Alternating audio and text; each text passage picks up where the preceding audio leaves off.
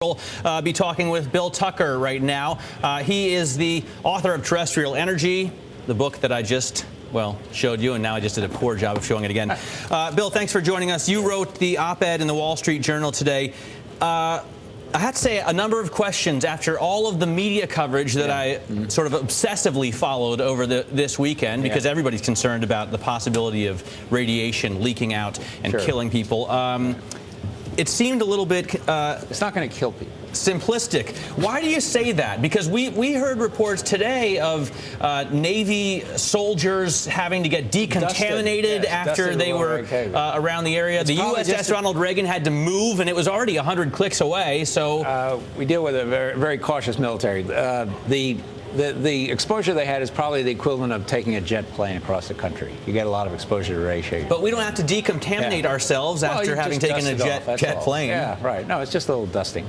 Okay, go ahead. So, I was thinking, if it's such a non-issue, why do they move then a warship? I mean, we have a kind of a zero tolerance policy. But the point is, first of all, we're not going to have another Chernobyl, because Chernobyl was a very unique botch job by the Soviet Union. They didn't put a containment structure over the reactor. They had a system where it was carbon. That was kind of like putting your reactor in a charcoal broiler. And the carbon all burned, and it all went up in the air and scattered all over the world. That'll never happen again. We'll probably have another 3 Mile Island. This already is another 3 Mile Island. But what happened at 3 Mile Island? Nobody was hurt. Nobody was killed. They've checked for 30 years. They've never found any health effects whatsoever. The reactor was ruined. True. The reactor is ruined. The reactor is going to be ruined here. It's probably already ruined. So that's it. So let's talk about this containment vessel. I mean, how strong is it? How sure are you that it won't leak radiation that kills people? And I mean, they've already evacuated a 20 square kilometer area. Why do that if they're so sure it won't leak? Precaution. The containment, it's 10 feet of concrete, steel reinforced. It takes about 4 years. It takes about 3 years to build. It's very strong. There's a video on YouTube. Go to YouTube, plane crashing into wall. They did a test in the 1990s. They took a jet plane up to 500 miles an hour, crashed it into a concrete wall equivalent of the plane disappears. It just literally atomizes. Although, haven't these structures already been breached by explosions at the reactors? No. Because some outer casement was broken.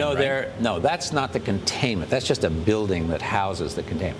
There have been leaks, hydrogen leaks. The problem is hydrogen leaking out of the cooling. So they have to vent it every once in a while because the pressure builds up in there. They have to vent it. When the hydrogen hits the air, there's an explosion. That's taking place outside the containment. It's outside. It's not going to affect the containment at all.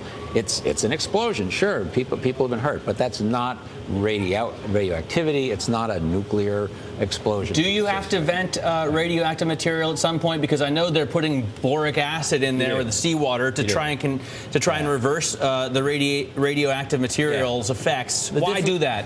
Well, the difficulty is that the water starts to separate into hydrogen and oxygen when it gets really, really hot, so you have hydrogen, free hydrogen in there. The oxygen gets taken up by the fuel rods a little bit, so you get free hydrogen.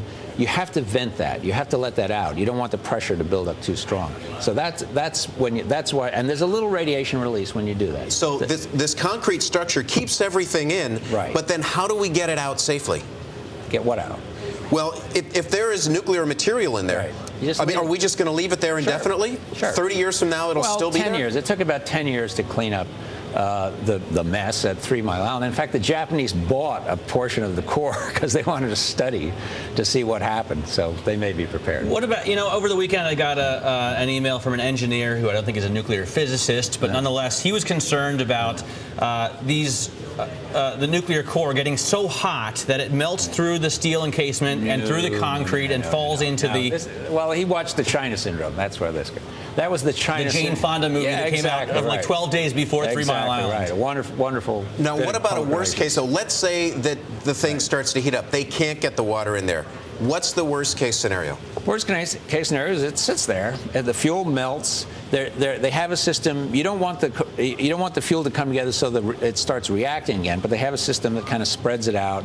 And it just sits there. The old fear was that when the fuel melted, it would melt through the steel. Then it would get to the concrete floor. It would melt through the concrete floor. Then it would go down in the earth. And they said, well, if you drop a hot basketball in a bathtub, you get a steam explosion. Well, it wasn't going to drop in the earth like a basketball. It was kind of a fantasy. The China syndrome was a fantasy. But then my question is why? If you can control the radioactive venting from the casement, why evacuate hundreds of thousands of people? It's a precaution. I mean, you've invented. There was an explosion at a solar plant in California in 1993, I think. They evacuated there. They had a no-fly zone because there was a lot of poisonous liquids in there that were on fire. It's a precaution. All right, Bill. Well, thanks so much for joining us. You can read his book, Terrestrial Energy, How Nuclear Power Will Lead to the Green Revolution and End America's Energy Odyssey, which would indeed be a good thing. Very nice. Thanks so much. He also wrote the op-ed in the Wall Street Journal today.